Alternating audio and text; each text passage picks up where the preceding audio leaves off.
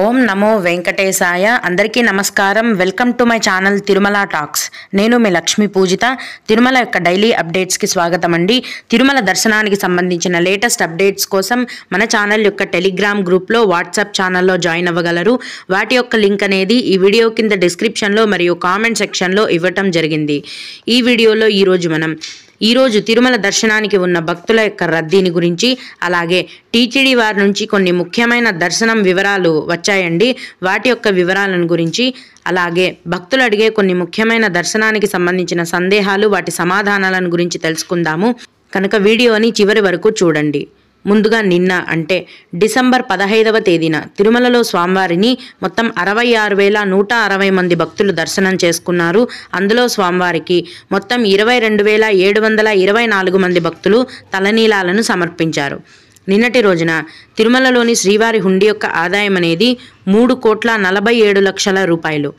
ఈరోజు కూడా ఎటువంటి దర్శనం టికెట్లు లేకుండా నేరుగా భక్తులనైతే ఫ్రీ దర్శనానికి అనుమతిస్తున్నారండి.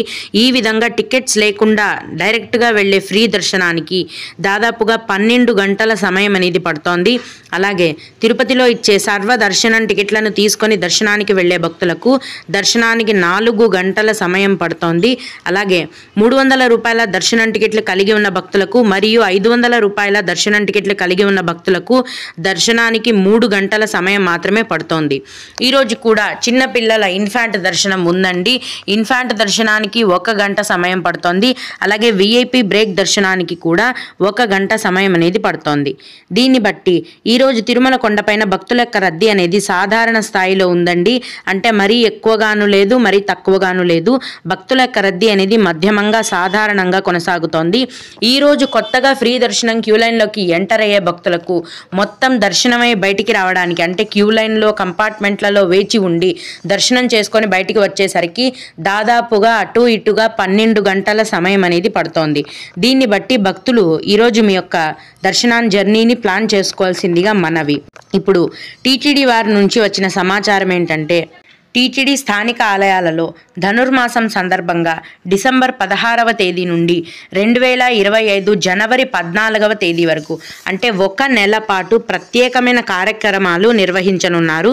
ముందుగా శ్రీనివాస మంగాపురం శ్రీ కళ్యాణ వెంకటేశ్వర స్వామి ఆలయంలో ప్రతిరోజు ఉదయం 4 గంటల నుంచి 6 గంటల వరకు సుప్రభాతం స్థానంలో తిరుప్పావై పారాయణం, అలాగే భక్తులకు ధనుర్మాస దర్శనం కల్పిస్తారండి. ఈ కారణంగా శ్రీనివాస మంగాపురం ఆలయంలో సుప్రభాత సేవ టికెట్లను ఇవ్వరు. భక్తులు ఈ విషయాన్ని గమనించాలి. అలాగే తిరుచానూరు శ్రీ పద్మావతి అమ్మవారి ఆలయంలో ధనుర్మాసం సందర్భంగా డిసెంబర్ 16వ తేదీ నుంచి జనవరి 14వ తేదీ వరకు, అంటే నెల రోజుల పాటు ఉదయం 4:30 నుంచి 5:30 గంటల వరకు ధనుర్మాస దర్శనాన్ని కల్పిస్తారు. అలాగే తిరుపతిలోని శ్రీ కోదండరామస్వామి ఆలయంలో కూడా ఉదయం 4 నుంచి 5 గంటల వరకు ధనుర్మాస కైంకర్యాలు చేసి ఉదయం 5:30 నుంచి 8 గంటల వరకు భక్తులకు ధనుర్మాస దర్శనాన్ని కల్పిస్తారండి. అలాగే నారాయణవనం శ్రీ కళ్యాణ వెంకటేశ్వర స్వామి ఆలయంలో కూడా ధనుర్మాసం సందర్భంగా ఉదయం 5 నుంచి 6 గంటల వరకు తిరుప్పావై సేవను చేస్తారు. తర్వాత ధనుర్మాస కైంకర్యాలను నిర్వహించి ఉదయం 6 నుంచి 7 గంటల వరకు వచ్చే భక్తులకు ధనుర్మాస దర్శనాన్ని కల్పిస్తారు.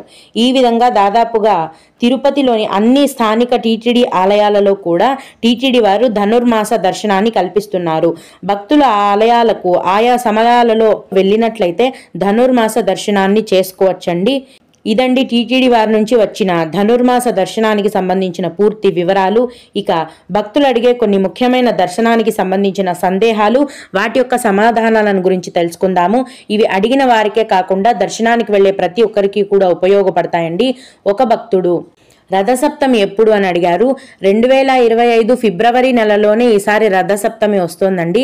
రథసప్తమి రోజు తిరుమల కొండపైన బంగారు రథాన్ని తిప్పుతారు. కాబట్టి ఆ రథసప్తమి సేవను చూడడానికి భక్తులు చాలా ఎక్కువ సంఖ్యలో వస్తారండి. వాటి యొక్క వివరాలను గురించి త్వరలోనే టీటీడీ వారి నుంచి సమాచారం వస్తుంది. వచ్చిన వెంటనే నేను ముందుగా మన ఛానల్లో మీకు తెలియజేస్తాను. అలాగే మేడం, నేను దర్శనానికి వెయిట్ చేస్తున్నాను, నాకు బుకింగ్స్ ఏవి లేవు, నా వయస్సు 58 ఏళ్ళు, నాకు ఏదైనా దర్శనం అప్డేట్ ఇవ్వండి అని అడిగారు. మీరు ఆన్లైన్లో ప్రతి నెల చివరి వారంలో దర్శనం టికెట్లను విడుదల చేస్తారండి. వాటినైనా బుక్ చేసుకొని దర్శనానికి వెళ్ళొచ్చు. లేదు అలా బుకింగ్ వీలు కాదు అనుకుంటే తిరుపతిలో ప్రతిరోజు సర్వదర్శనం టికెట్లను కేటాయిస్తారండి. అర్ధరాత్రి నుంచి కేటాయిస్తారు. మీరు ముందు రోజు రాత్రి నుంచే క్యూ లైన్లో ఉండాలి. వాటిని తీసుకొనైనా మీరు దర్శనానికి వెళ్ళొచ్చు. లేదా ఎటువంటి దర్శనం టికెట్లు లేకుండా నేరుగా మీరు డైరెక్ట్గా తిరుమల కొండపైకి వెళ్ళి ఫ్రీ దర్శనం క్యూ లైన్లో జాయిన్ అయ్యి స్వామివారిని దర్శనం చేసుకోవచ్చు. ఫ్రీ దర్శనానికైతే 10 గంటల కంటే ఎక్కువ సమయం మీరు క్యూ లైన్లో మరియు కంపార్ట్మెంట్లలో వేచి ఉండాల్సి ఉంటుంది. అదే తిరుపతిలో ఇచ్చే సర్వదర్శనం టికెట్లను 4 నుంచి 5 గంటలలోపు దర్శనం అయిపోతుంది. ఒకవేళ ఆన్లైన్లో దర్శనం టికెట్లు బుక్ చేసుకుంటే మీకు 3 గంటల్లోనే దర్శనం అనేది అయిపోతుంది. అలాగే ఇంకొకరు, నమస్కారం అమ్మ, ఇప్పుడు సుప్రభాత సేవకి వెళ్ళినట్లే తిరుప్పావై సేవకి వెళ్ళడానికి అవ్వదా? అదే సేవే కదా, సుప్రభాతం బదులుగా తిరుప్పావై పాడతారు కదా అని అడిగారు. అవునండి, డిసెంబర్ 16వ తేదీ నుంచి జనవరి 14వ తేదీ వరకు అంటే నెల రోజుల పాటు తిరుమల ఆలయంలో సుప్రభాత సేవ బదులు తిరుప్పావై సేవని చేస్తారు. అయితే సుప్రభాత సేవకి ఉన్నట్లుగా దీనికి టికెట్స్ అనేవి ఉండవండి. పూజారులు మాత్రమే ఏకాంతంగా స్వామికి తిరుప్పావై సేవను నిర్వహిస్తారు.